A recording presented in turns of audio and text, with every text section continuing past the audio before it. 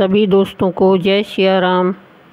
आज हम आपके लिए लेके आए हैं भक्त बंधु महांती की कथा। बंधु महांती किस तरह गांव में से भिक्षा लेकर आता और अतिथि सेवा करता था और उसकी सेवा से प्रसन्न होकर किस प्रकार भगवान ने अपने दरबार में बुलाया और वहाँ पर किस प्रकार से बंधु महांती को दर्शन दिए, उनका पेट भरा और आखिर में बंधु महांती को अपने मंदिर में ही नौकरी दे दी और अंत में अपने में ही विलीन कर लिया। अब चलो सुनाते हैं बंधु महांती की कथा। उड़ीसा ज़िले के याजपुर गांव में बंधु महांती रहता था।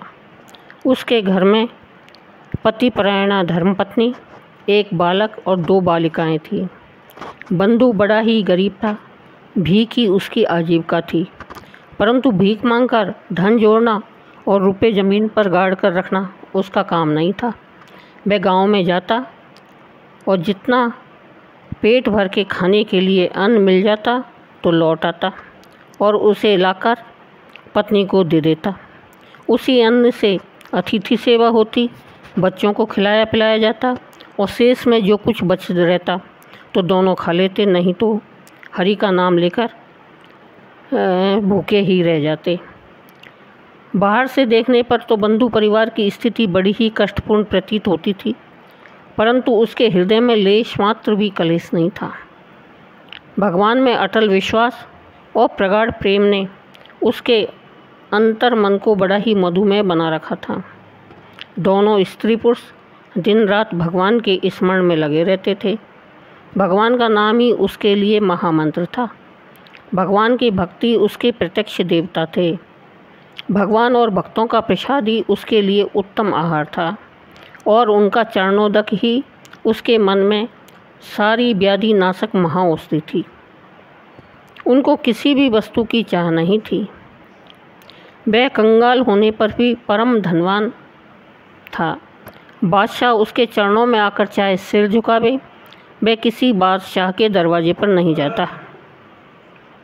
फिर जिसके पास भजन रूपी धन हो, सारे ऐश्वर्य के आधार ईश्वर का जिसको आश्रय हो, उसकी तो बात ही निराली है। इसी कारण बंधु महांती दरिद्र होने पर भी परम सुखी है।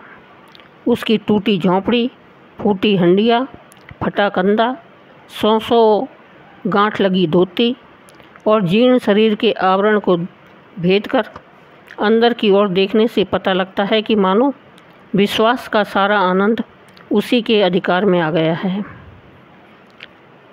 समस्त आनंद केवल उसी की संपत्ति बन गई है। देश में भयानक अकाल पड़ा। खेतों में अनाज नहीं हुआ, जंगल में घास नहीं, कुएं तालाबों में पानी नहीं। चारों ओर हाहाकार मच गया, कहीं भी भीख नहीं मिलती। 3 दिन हो गए बंधु परिवार उपवास कर रहा था। बंधु और उसकी पत्नी को अपने लिए तो कुछ नहीं चाहिए था, परंतु बच्चों की बिलबिलाहट से माता का हृदय कभी कभी कांप जाता है। सती ने पति से कहा, स्वामी मेरे तो कोई पियर में नहीं रहा जिससे कुछ सहायता मिल सके, परंतु क्या आपके भी कोई बंधु बांधव नहीं है? यदि कहीं हो तो वहाँ चलिए। बच्चों को 2 मुट्ठी अन्न मिल जाएगा तो ये दुर्भिक्ष के कठिन दिन किसी तरह कट जाएंगे। बंधु ने उत्तर में कहा, सती मेरा इस जगत में तो कोई भी आत्मीय नहीं है। हाँ, एक हृदय के मित्र हैं, परंतु वे रहते बहुत दूर हैं। यहाँ से पूरे 5 दिन का रास्ता है। हम लोग यदि उनके पास पहुँच जाएं तो हमारी सारी भूख सदा के लिए मिट जाएगी। उनका नाम ही कितना मीठा है प्रिय। मेरे उन बंधु का नाम है दीन बंधु।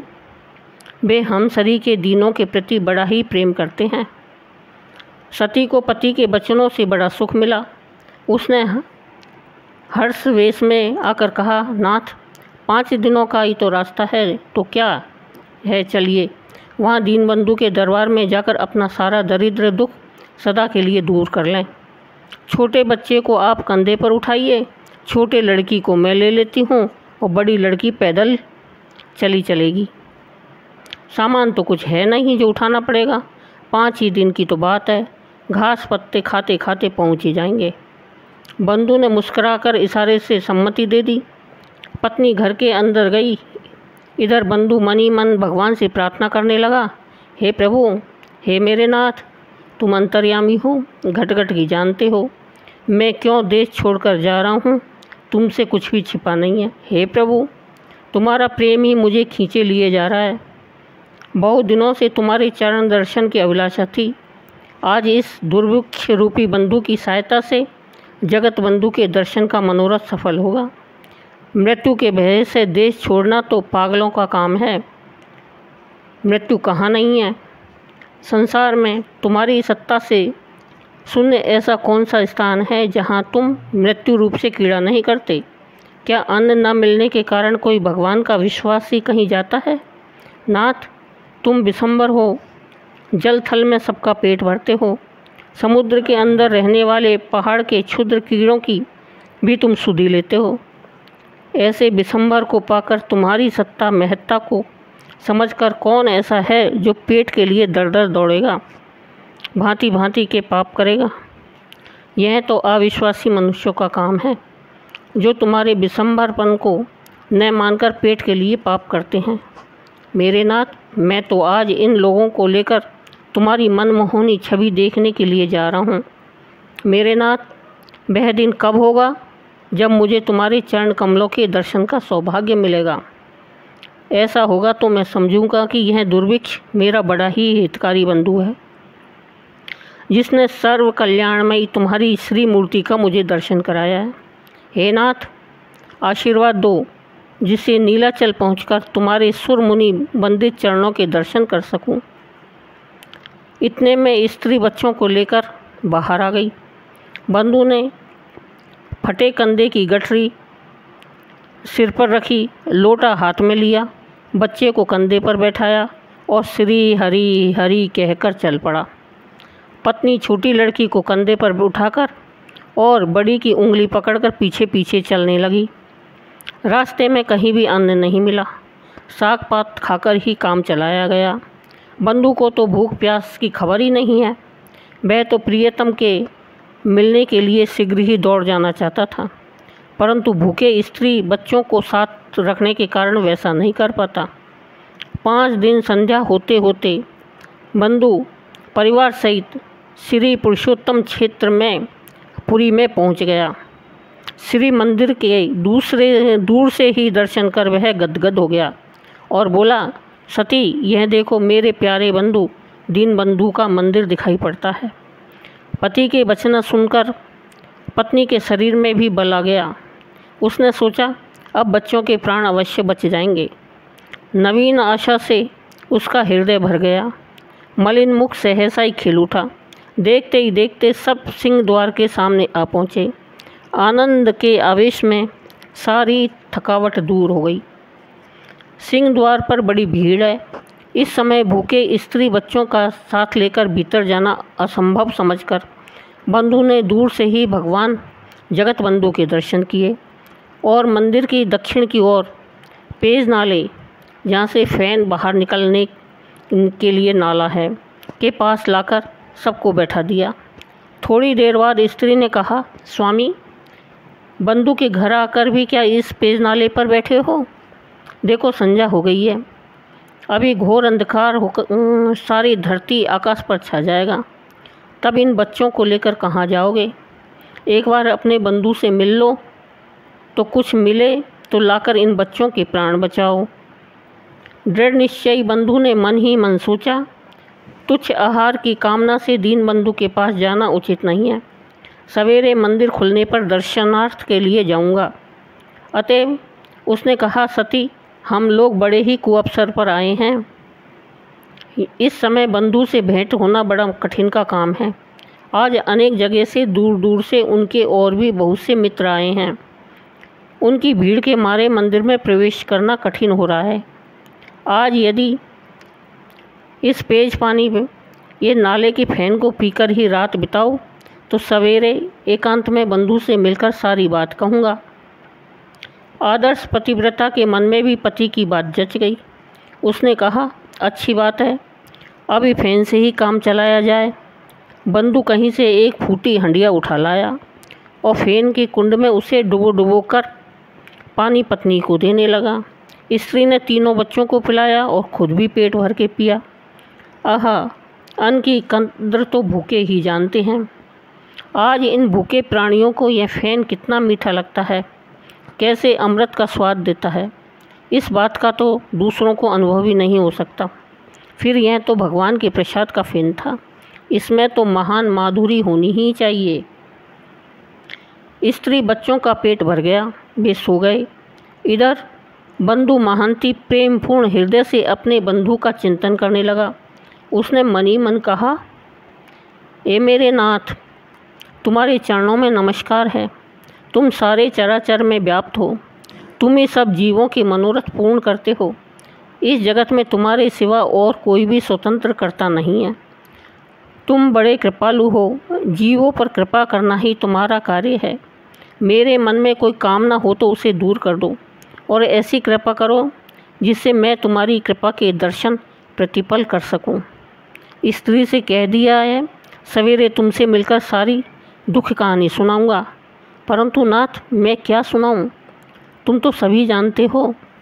यूँ प्रार्थना करते करते बंधु महांती ध्यानस्थ हो गया। इधर श्री जगन्नाथ जी की सेवा समाप्त हुई, पुष्पांजलि दी गई, सेज बिछी, प्रभु सोए। भंडारी ने भंडार में ताला लगाया।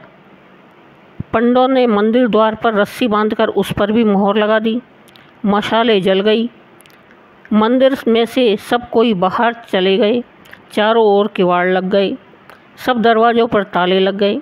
सेवक गण अपने अपने घर जाकर गहरी नींद में सो गए। सब सो गए, परंतु भक्त वत्सल भगवान को नींद नहीं आई। भक्त की करुणाजनक स्थिति का ख्याल जो आ जाने से उनके लिए सुकोमल सैया पर सोना और जगत माता श्री लक्ष्मी जी से सेवा कराना भारी हो गया। वे उठे और तुरंत भंडार में गए। भंडार से रत्न थाल निकाला, उसमें पहले से ही बचाकर रखा हुआ 56 भोग का प्रसाद सजाया और स्वयं एक ब्राह्मण के वेश में दक्षिण द्वार के बाहर आकर पुकारने लगे, बंधु, ओ बंधु। पुकार सुनकर बंधु की आंखें खुली। उसने सोचा, इतनी रात को मुझे कौन पुकारने आवेगा, किसी दूसरे का नाम बंधु होगा। फिर सोचा कि कहीं प्रभु तो नहीं आ गए, परंतु निश्चय किए बिना ही बोलना उचित नहीं समझा। फिर बंधु बंधु की आवाज़ आई। स्त्री ने जगकर पति को जगाते हुए कहा, सुनिए तो, कौन पुकार रहा है। बंधु बोले, मुझे कौन पुकारेगा, क्या पुरी में किसी दूसरे का नाम बंधु नहीं हो सकता। सो जाओ, घबराओ नहीं।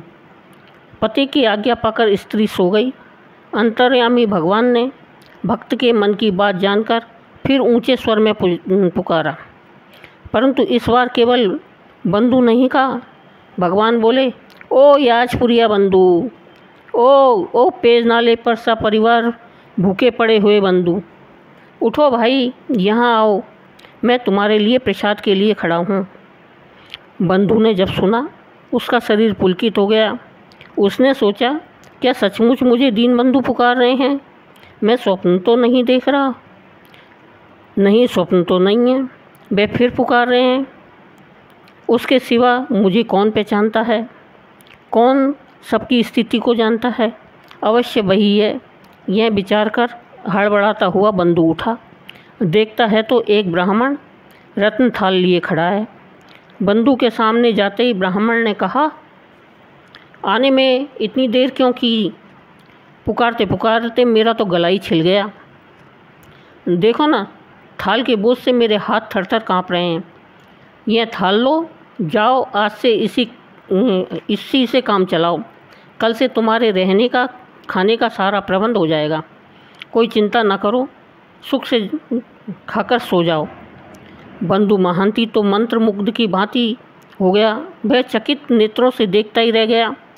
आज्ञानुसार उसने थाल ले लिया, परंतु कुछ नहीं बोल सका। साहस करके कुछ कहना भी चाहता था, इतने में ही ब्राह्मण भेषधारी भगवान अंतर्ध्यान हो गए। बंधु जड़ पत्थर की तरह वहीं पे खड़ा रह गया। न मालूम यह दशा कितनी देर तक रही। उसके बाद उसने मतवाले की भांति झूमते हुए पेज नाले के पास आकर स्त्री और बच्चों को जगाया। सबने मिलकर परमानंद से महाप्रसाद का भोजन किया। प्रसाद खाते ही सारी भूख सदा के लिए मिट गई। जल लेकर स्त्री ने थाल धोया। बंधु थाल लौटाने को उसे लेकर सिंह द्वार तक गया, परंतु वहाँ किसी को न देखकर वापस लौट आया और उसे एक फटे पुराने चिथड़े में लपेटकर अपने सिराने रखकर सो गया। और तो और सबको नींद आ गई, परंतु बंधु की अवस्था कुछ विलक्षण ही है। वह अवस्था न नींद की है न जागृत की है। जिसे यह अवस्था प्राप्त होती है वही इसका आनंद जानता है। भगवान का रत्न थाल आज बंधु के लिए भगवान का रूप हो रहा है और वह उसे कभी हृदय से लगाता है, कभी मस्तक से लगाता है, कभी नेत्रों से स्पर्श करता है। धीरे धीरे आनंद मदिरा का सा नशा बढ़ता गया।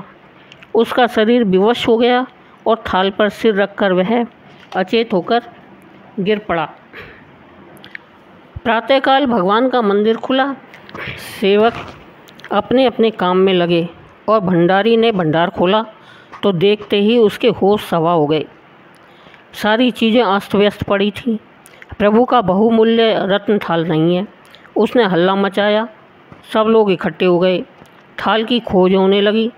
न मालूम किस किस पर संदेह हुआ और इस निमित्त से पूर्व काल के भोगवश किस किस पर मार पड़ी। चारों ओर शोर मच गया। ढूंढते ढूंढते कुछ लोग पेज नाले के पास आए। देखा तो थाल पर सिर रखे एक आदमी सो रहा है। उसके पास एक स्त्री और 3 बच्चे भी सोते हैं। पकड़ो पकड़ो की पुकार मच गई थी। बंधु परिवार सहित जागा और सामने ही लाल लाल आंखों वाली विकराल मूर्तियों को देखकर दंग रह गया। पूछने का भी अवसर नहीं मिला। गालियों और थप्पड़ों की बौछार होने लगी। स्त्री बच्चे रोने लगे, परंतु परम विश्वासी बंधु अटल रूप से गोविंद गोविंद पुकार रहा है। इस शरीर से मानो उसका कोई संबंध ही नहीं है। शरीर के सुख दुख मानो उस पर कोई असर ही नहीं कर रहे हैं। कैसे करते? वह तो परमात्मा के प्रेमानंद सागर में डूब रहा है। बंधु पकड़ लिया गया। कोतवाल के पूछने पर उसने सारी बात सच सच सुना दी कि इस तरह रात को एक ब्राह्मण इस रत्न थाल में मुझे महाप्रसाद दे गया था, परंतु बाहर के पुजारी इस अंतरंग प्रेम की बात पर कैसे विश्वास करते। उन्होंने बच्चों समेत दोनों स्त्री पुरुष को कैद खाने में भेज दिया।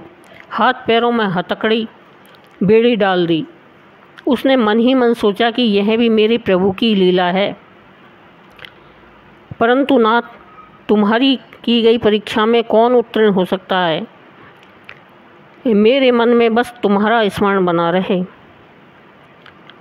तुम्हारी माधुरी मूर्ति सदा अंतर में नाचती रहे, फिर चाहे जो कुछ भी हो। लोग आते हैं और 2-4 गालियां सुनाकर चले जाते हैं।